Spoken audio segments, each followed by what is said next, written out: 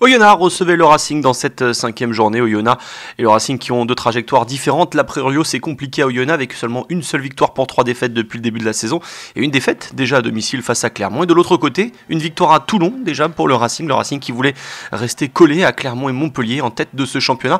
Et pourtant, ce sont les Oyonnaxiens qui mettent une grosse pression d'entrée de match avec ce gros plaquage de Taofa sur Laolala. On se dit que les Oyomans ne veulent pas se faire marcher dessus sur leur pelouse synthétique ici à Charles-Maton, mais les initiatives seront clairement pour le Racing dans cette rencontre avec cette chistera de Classen vers Rocco Socco qui va revenir dans l'axe rechercher ses avants. On éjecte rapidement, duel Machno-Piri-Wipou dans cette rencontre, mais Machno est toujours aussi efficace. On met des temps de jeu côté Racing et on va voir l'arbitre de cette rencontre, monsieur Alexandre Ruiz, voir les Oyonnaxiens hors jeu dans cette action, et c'est Chavancy ici qui va mettre un nouveau temps de jeu et pénalité face au poteau.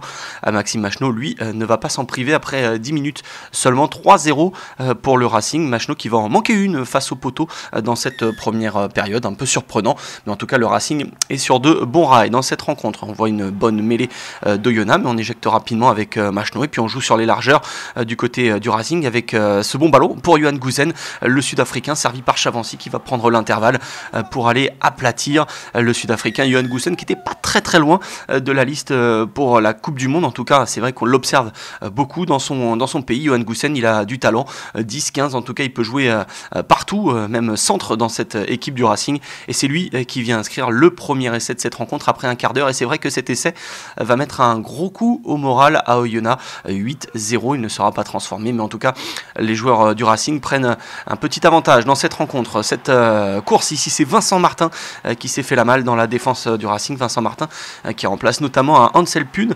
absent curieusement dans cette équipe d'Oyonnax. Et ensuite, on va réussir à conserver le ballon devant la ligne du Racing. Les Racingmen se mettent à la faute. Et c'est le Gallois ancien des Wasps, Nicky Robinson, qui remet Oyonnax à flot. 8-3. On est à la 23e minute. Et on va se quitter à la pause sur un score de 11-6 avec une pénalité de chaque côté en plus. Au retour des vestiaires, eh bien, c'est Chris Mazoé et cette équipe du Racing qui est mis à la faute, et cette pénalité de Nicky Robinson qui permet à Oyonnax de revenir à 2 points. Mais on l'a dit, dans cette rencontre, les joueurs du Racing sont clairement au-dessus, avec ici cette balle de Laolala pour Andreu qui résiste au plaquage de Pierrick Gunter pour aller aplatir, mais vous allez le voir, monsieur Alexandre Ruiz va faire appel à la vidéo et ne va pas valider cet essai. On est en toute fin de match avec ici cette passe, on va la juger, de Laolala pour Marc Andreu, avec ici une passe peut-être devant. En tout cas, monsieur Ruiz n'accorde pas cet essai. On fulmine sur le banc du Racing, surtout en tribune avec Laurent Labitte.